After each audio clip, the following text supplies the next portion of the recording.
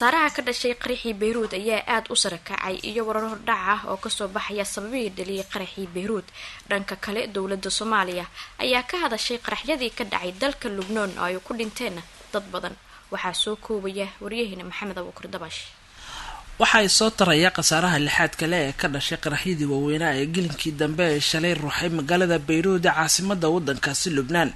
wasiirka caafimaadka ee waddankaasi Lubnaan ayaa booqday cisbitaallo ku yaala magaalada Beirut oo ay halkaas uu kula hadlay warbaahinta, wuxuuna sheegay in tirada dhimashada markan ay ku dhowdahay ilaa 60 qof. wuxuu sheegay in tirada dadkii ku dhaawacmay qaraxyadii ka dhacay Beirut ay gaarayaan 2500 oo qof, kuwaasoo hadda la dhigay cisbitaalada ugu waaweyn caasimadda Beirut. wasiirka ayaa sheegay inaan la garanin waxa uu sheegay inuusan garanin waxa uu ku micneeyay dhibka ka dhashay qaraxyadii ka dhacay dalkaasi. wuxuuse yiri waxay ahayd aafo ku dhacday dadkeena. wasiirka oo daqiiqado ka hor wareysi siinaya wakaalada wararka AFP ayaa sheegay in dhimashada ay cagcageynayso ilaa 60 qof. tirada dhaawacyada waxa uu sheegay inay ku dhowdahay 2750 qof, kuwaas oo sheegay in la dhigay cisbitaalada. goobta qarxu ka dhacay dacalka waxay ku haysaa dekada weyn ee magaalada Beirut, waxaana ku yaala baqaaro lagu keediyo hubka iyo walxaha qarxa, sida ay ku warantay wakaalada wararka ee Lubnaan ee NNA. sidoo kale agaasimaha guud ee amniga ee waddankaasi Lubnaan ayaa mar sii horeysay asna goobtaasi tagay. waxa uu sheegay inay ku yaalaan baqaaro lagu keediyo walxaha qarxa, taasna ay sii xoojisay dhibaatada Lubnaan. wasiirka arrimaha dibadda ee maamulka Yahuuda ayaa beeniyay wararkii sheegaya ama warar ay warbaahinta Lubnaan qaarkood ay baahiyeen ku saabsan in qaraxyadaas ay ka dambeysay maamulka Israel. waxa uu sheegay inuu haashil khasaaro weyn sababay. waxaan soo jeedinaynaa in qaab taxadar leh loo baaro arrintan, ayuu yiri wasiirka arrimaha dibadda ee maamulka Yahuuda. sidoo kale wasiirka arrimaha dibadda waddankaasi Iiraan ayaa dhankiisa sheegay in xukuumadda Tehran ay reer Lubnaan diyaar u la tahay inay caawiso, loona baahan yahay in ay caawinaad dheeri ay siiso wixii dhacay, sida lagu sheegay qoraal lagu daabacay barta Twitter-ka ee wasiirka arrimaha dibadda ee waddankaasi Iiraan. sidoo kale ra-iisul wasaaraha waddanka Britain Boris Johnson ayaa dhankiisa war naxdin leh ku tilmaamay sawirada iyo muuqaalada ka imaanaya magaalada Beirut, isla markaana uu sheegay in waqtigan ay tahay waqtigii loo dicin lahaa walaalaha muslimiinta, ayuu yiri. wasiirka arrimaha dibadda Soomaaliya Axmed Ciise Cawad ayaa qudhiisa ku biiriyay madaxda caalamka ee ka hadlay wixii ka dhacay Beirut. waxa uu yiri reer Lubnaan waan u tacsiyeynaynaa dhibaatada soo gaartay iyo qaraxyada halkaasi ka dhacay, waxaana ummadda Soomaaliyeed iyo shacabka Soomaaliyeed bay la garab taagan yihiin in iyo waliba inaan u tacsiyino. hayaa xilka ra-iisul wasaaraha Soomaaliya Mahdi Maxamed Guuleed Qadar ayaa isla dhankiisa qadka telefoonka xalay kula hadlay ra-iisul wasaaraha waddankaasi Lubnaan asagoo kaga tacsiyay musiibadii ka dhacday waddankaasi. qaraxyada Lubnaan waxay noqdeen kuwa ugu waaweynaa ee dhowrkii sano ugu dambeeyay ka dhaca dalkaasi.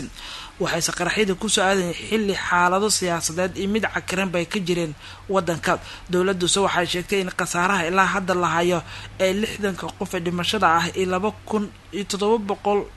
2750 qof oo dhaawacyo ah, inay tirada inta ay kasii kordhi karto. madaxweynaha Hirshabelle ayaa xalay Muqdisho kulan kula qaatay wasiiro ka tirsan dowladda Soomaaliya oo ka soo jeeda Hirshabelle. Cabdiqaadir Jakarta ayaa faahfaahinaya.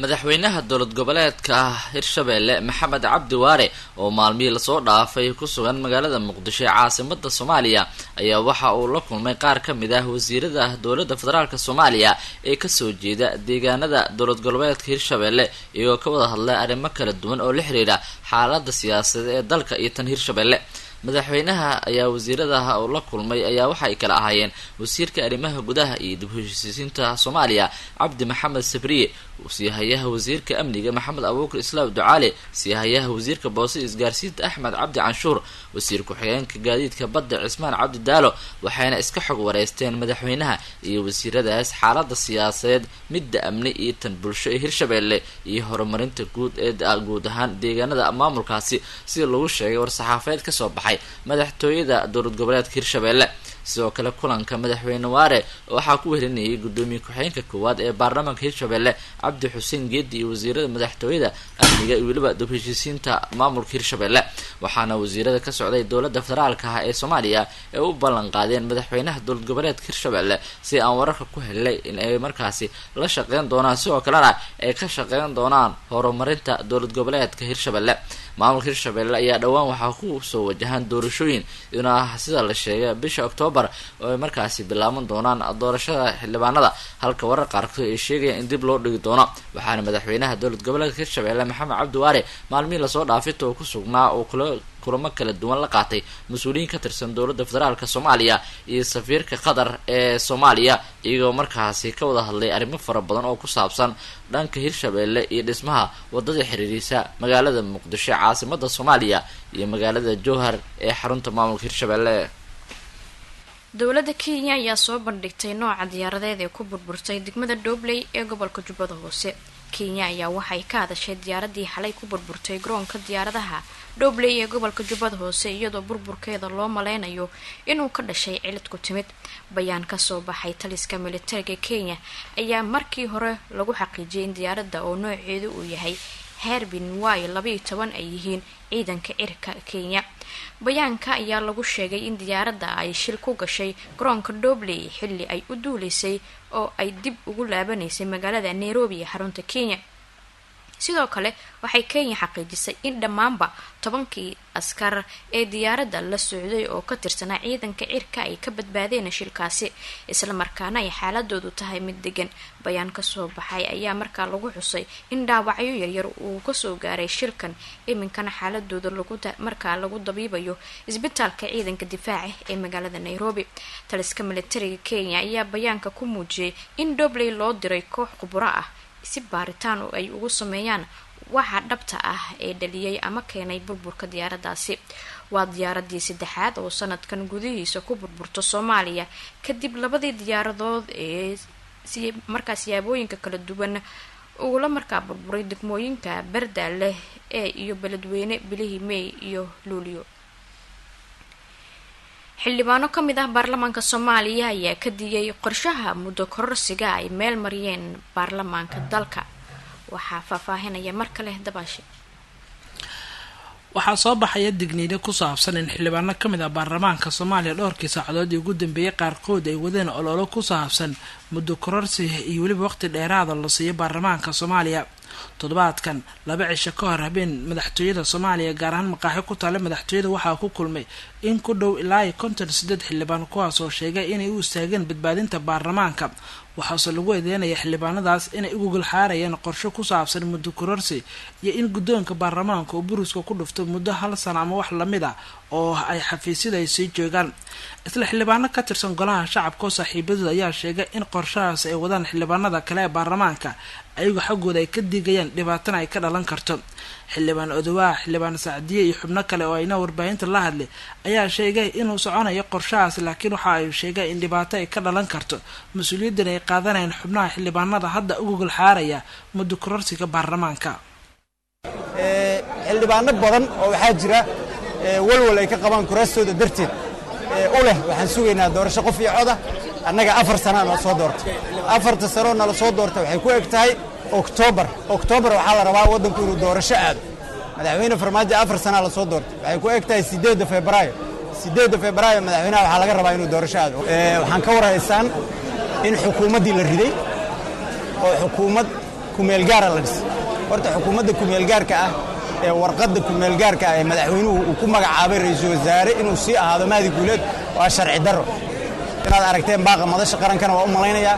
wax allaale wixii go'aano ay soo saartana waa sharci darro aan waafaqsanayn dastuurka xukuumaddan waxaa la yidhaahdaa xukuumad xil gaarsiin waxa keliya oo loo ogol yahay waa inay xilka ku sintaan ra'iisul wasaaraha cusub laakiinse waxaa muhiim ah one man one vote in dalkaani sida dastuurka uu qorayo uu ka dhaco haddii ay dhici weydo hadda waxay u taalaay golaha shacabka ummadda Soomaaliyeed islaamileyda wax alla wixii tala ku leh dalka xildhibaano asxaabtayda oo meel intay iskugu tageen dhahayay intaas oo 50 baan nahay 60 baan hadda 78 ay noqon karaan ka badan ay noqon karaanba oo dhahayay waxa rabnaa qof iyo cod waxay hadii laga shaqeeyo ay xildhibaanadu ka fikiraan 2017kii 18kii 19kii xagee la jiray waxaa la jiray xukuumadda ee xildhibaanadu waxay ku mashquulsanaayeen gudoomiye la rido oo inqilaab lagu rido nin dhahay fikirkiina in ka soo jeeda darashada looga dhaco waxaanu ku mashquulsanayn maxaa la dhahaa dowlad goboleed la jijibiyo marka maanta oo 3 bilood ay ka dhiman tahay inaan niraahno qof iyo cod baan raadinaynaa waana nasiib darro waxaana been u sheegaynaa inta muqaffiliinta aan waxba kala garanay qof kastoo maskaxda laakiin maanta uu garanaya aniga mid kale ayaa ii raacda oo iigu weyn maanta baarlamaankii aan dhex fadhiyaa program baa iska socda maaliyadii baa la leeyahay hal ansixiyo waxa laga hadlayaa guddi dastuuri ah oo la rabo in maxaa la dhahaa muddo kororsi ah yaa muddada u kororinayo marka xukuumaddii dhacday aan ognahay sharciyan xukuumadda waxa ay qodobka 97 laba cisho ka hor ayaa waqti habeen ah xildhibaano kamid ah golaha shacabka oo qaarkood gaaraya ilaa 53 xildhibaan sida ay sheegeen waxay ku kulmeen madaxtooyada Soomaaliya waxayna sheegeen inay u istaageen badbaadinta baarlamaanka sidoo kale xildhibaanadaas ayaa sheegay inay ka shaqeynayaan sidii doorasho qof iyo cod ah dalka kaga dhici lahayd waxaase lagu micneeyay xildhibaanadaas inay kuwa saaxiib la madaxtooyada Soomaaliya saaxiibadooda xildhibaanada qaarkood ayaa ayna ka digay qorshaha xildhibaanadaas ay u istaageen waxaase muuqanaysa ma soo taraya qorshaha ku saabsan in baarlamaanka Soomaaliya aad ugu gulxaarayo muddo kordhinta xildhibaano ka tirsan baarlamaanka ayaa warmurtiyeed ka soo saaray xaaladda siyaasadeed iyo tan amni ee ka jirta gobolada Sool, Sanaag iyo Awdal waa kan Maxamed Bootaan oo faahfaahiya kulan magaalada Muqdisho ay ku yeesheen xildhibaanada ka soo jeeda Sool, Sanaag, Awdal iyo ku jira golaha shacabka ayaa waxay ka shireen falal ay sheegeen in maamulka Somaliland ay ku caburinayso shacabka degan halkaasi oo ka soo horjeeda in maamulkaasi ay qaataan fikirkooda siyaasadeed ee aaminsan yihiin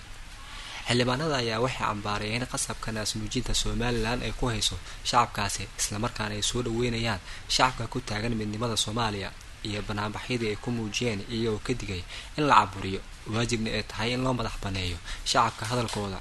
xildhibaan Cilmi Nuur ayaa u aqriyay warbaahinta warmurtiyeedkii ka soo baxay shirkii ay yeesheen annagoo ah xildhibaano ka mid ah labada gole ee baarlamaanka oo ka soo jeeda gobolada Sool, Sanaag iyo Awdal waxaa noo qabsoomay kulan hordhac ah kaasoo aanu kaga wada hadlaynay xaaladda ka jirta gobolada dhinacyada siyaasadda amniga iyo muxuu ahaayay dhaqaalaha iyo deeqaha intaba waxaa kulankan hordhaca ah la isla qaatay arrimaha inaanu isugu nimaadno shir ballaadhan oo aan kaga wada arrinsanayno xaaladda siyaasadeed tan amni ee ka soo cusboonaatay gobolada waqooyi Soomaaliland 2 maadaama aanu u taagannahay midnimada qaranka wadajirka ummadda Soomaaliyeed iyo doorka nagaga aadan wada hadallada iyo saameynta ay yeelan karaan waxaa la isla arkay inay lagama maarmaan tahay in ahmiyad weyn la siiyo matalaada deegaanada ay xildhibaanadan labada gole matalaan iyo mudnaanta ka turjuminta dareenka shacabka ee goboladaas iyo ummadda Soomaaliyeed ee Somaliland 3 waxaanu soo dhaweynaynaa dareenka cadaaladeed ee ku dhisan cadaaladda iyo midnimada ama ka turjumaya cadaalad iyo midnimo oo ay dadku ku doonayaan muxuu ahaayay midnimo ku raadinayaan ee ay muujiyeen dhalinyarada isimada iyo hormoodka bulshaduba taas oo ay ku cabireen qoraallo aad ka aragteen shaashooyinka telefishinada iyo baraha bulshada dhammaantood oo ayaamihii u dambeeyay oo dhan ka socday goboladaasi iyo kacdoonnada dibadbaxyada ah ee ay dadku ay markaasi ku cabirayeen diidmada ay muxuu ahaayay ku diidayaan gooni goosadnimada iyo cadaalad darrada waxaan cambaaraynaynaa xoog kasta oo lagu caburiyo xorriyadda hadalka iyo ra'yiga iyo madax bannaanida fikirka siyaasadeed oo ay runtii dhaqan u noqotay muxuu ahaayay maamulka ay goboladaas xildhibaanada ka soo jeeda Sool, Sanaag, Awdal ayaa kaliya ah shirkooda baaq maadaama ay joogin gobolka awoodoodana ay yar tahay waxaan la ogeyn tallaabada ay qaadi karaan oo aysan cadeynin ee ah haddii Somaliland ay ku adkaysato tallaabada ay kaga digeen suuqa weyn ee magaalada Xudur ayaa xiran muddo 2 maalin ah dhanka kale booliiska ayaa faahfaahiyay sababaha loo xiray suuqaasi Cali Xasan ayaa faahfaahinaya suuqa weyn ee magaalada Xudur ee gobolka Bakool ayaa xiran muddo 2 maalmood ah kadib markii ganacsatada ay ka hor yimaadeen canshuur lagu amray inay bixiyaan gaashaanla dhexe xuseen maxamed axmed taliyaha saldhigga booliska degmada xudur oo la hadlay idaacadda risaale ayaa waxa uu faahfaahin ka bixiyey sababaha loo xiray suuqa iyo cabashada ay qabaan ganacsatada. taliyaha ayaa waxa uu sheegay in ganacsatada canshuurta ay ka qaadaan aysan badnayn balse ay isugu darsantay jidgooyooyin baad looga qaato iyo ganacsigii oo meel ay soo marsiiyaan ay waayeen maadaama magaalada ay go-doon ku jirto, taasna ay keentay godoodka ay sameeyeen. waxay ka yar caroodeen canshuur ka ayay nagu badan maadaama uu jidka meelo badan oo soo maray raashinkan beledweyne jidkiisii oo fog kasoo wareegaya oo isbaarooyin iyo dhibaatooyin badan oo raashinka soo maray qarash badanna ku baxayo. marka canshuurtana maba badna, laakiin ogaa way ka yar biidideen. bacdeen waana isku afgarkay ganacsato iyo naftooda u hogaansan amaawiirta maamulka iyo aragdooda xukunka dowlada ogol yihiin. marka taas nabad caafimaad bay ku dhamaatay. laakiin taliya magaalo go-doon ah oo ayadaba wada aan lahayn oo go-doon ku jirta in dadka aan cashuur xadaaf aad kusoo rogtaan naftirkiina soo dadka ma ciqaabaysaan? walaal meel haddii ay dowlad ay ka dhisan tahay ee maamulna joogo canshuur la-aan maba jirto. waayo dowlad haddii la arko dhaqaalahaas oo canshuurta ayadana waa la arkaya. waa qasab meel kasta oo dunida oo maamul dowladeed oo ka jira canshuurana way ka jirtaa kulli. kaa sabab waxaasi kabalka loo yeeli maayo. laakiin dadku canshuurta ma diidaneen, laakiin magaalo go-doon ah in idinkuna canshuur dadka ku ciqaabtaan soo dhibaato maahan. go-doonka keligeeda kuma jiraan midka maamulka iyo ganacsatada oo dadweynaha dhinaca ciidamada dhammaantood keli go-doonka waa lagu yara jiraa. laakiin go-doon ganacsato keligeedii ku eg maaha. ayaga naftoodii intii tabareed ilaa 150 codkaasi waxa uu dambeeyey warkii waryaheena cali xasan ee ku aadanaa xudur oo markaas suuqeeda oo markaa muddo 2 maalin markaa xirnaa. codkaasina isaga ayaa ugu dambeeyey warka subaxaad ka dhageysaneyseen idaacadda risaale ee magaalada muqdisho oo cid uu sheegay dib ayay markale kaga daalacan karaan isagoo maqal qoraalo sawiro isugu jira bartaan internet-kan ku leenahay risala.com